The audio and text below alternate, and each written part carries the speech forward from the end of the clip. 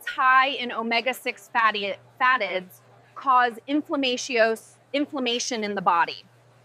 Hello everyone, I'm the administrator of an online community called Healing Dyshidrotic Eczema Through Diet. If you're struggling with small blisters on your hands and unbearable itching that keeps you up at night, I truly understand how painful that is. People who haven't experienced this condition can't imagine how severe it can be. When symptoms get worse, the palms, backs of your hands, and the spaces between your fingers can become raw and torn. You start avoiding people, and some even fall into deep depression. What makes it harder is knowing that modern medicine still has no clear cure. But please, don't lose hope. I used my own body as an experiment, and through strict dietary control, I've lived completely symptom-free for the past 5 years. Now, I want to share that experience with you. Through careful observation, I discovered which foods trigger flare-ups, and which nutrients truly help the body recover. I'll also explain how to reduce hospital treatments, how to use supplements correctly, and what to do when you accidentally eat the wrong food. Because the topic is long, I'll divide it into several video episodes. If you subscribe and like the videos, you can follow the entire journey step by step. Let's begin. The medical view. According to medical science, dyshidrotic eczema is caused by multiple factors: stress, weakened immunity, allergic reactions, abnormal sweating, damaged skin barriers, and sometimes, medication side effects. However, in my personal experience, the real cause goes much deeper. My own conclusion: after years of experimenting on myself, I found that the key cause is excessive intake of omega-6 fatty acids. These fats trigger inflammation and disrupt the immune balance of the body.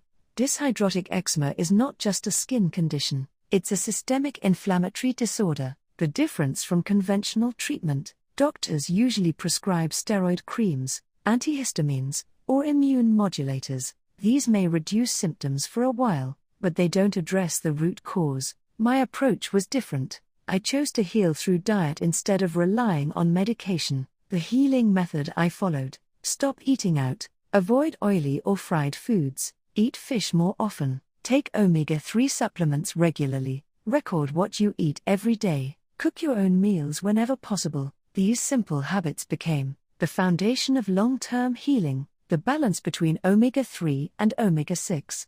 Both omega-3 and omega-6 are essential fatty acids, but balance is everything. When the ratio becomes too high in omega-6, inflammation spreads throughout the body. The World Health Organization recommends a ratio of about 4 to 1 or less, but modern diets often reach 10 to 1 or even 20 to 1. Omega-3 helps reduce inflammation, improves circulation and brain function, and supports overall healing. Omega-6, on the other hand, promotes inflammation when consumed in excess. Restoring balance between the two is the key to recovery. The hidden danger in everyday oils: soybean oil, corn oil, grapeseed oil, sunflower oil, and sesame oil, are all extremely high in omega-6. Foods fried or sautéed in these oils are major triggers for eczema flare-ups. Even olive oil, though often seen as healthy, contains very little omega-3 and still a fair amount of omega-6. For those with dyshidrotic eczema,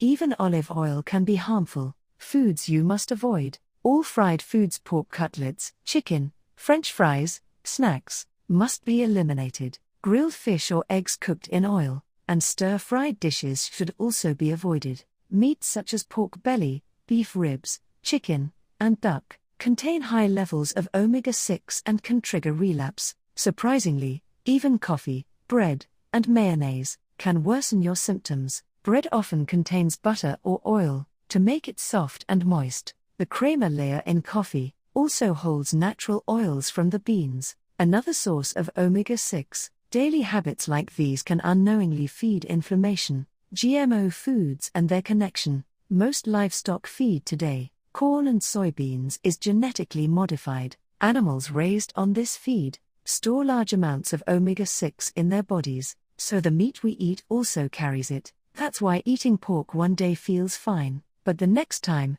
your eczema suddenly flares up. The difference lies in the animal's feed. Genetically modified foods may seem convenient and efficient, but their hidden long-term effects on inflammation are still not fully understood. For sensitive conditions like eczema, they can easily make symptoms worse. The trap of mayonnaise and sauces. Mayonnaise is mostly oil, about half its weight. Most commercial versions are made from sunflower, canola, soybean, or grapeseed oil, all high in omega-6. Just one spoonful contains as much oil as dozens of omega-3 capsules. Salad dressings, sauces, and margarine are no different. The core of recovery, true healing, comes from restoring balance. When you drastically reduce omega-6 intake and consistently add omega-3, your body gradually resets its natural equilibrium. This process takes time and patience, but it truly works.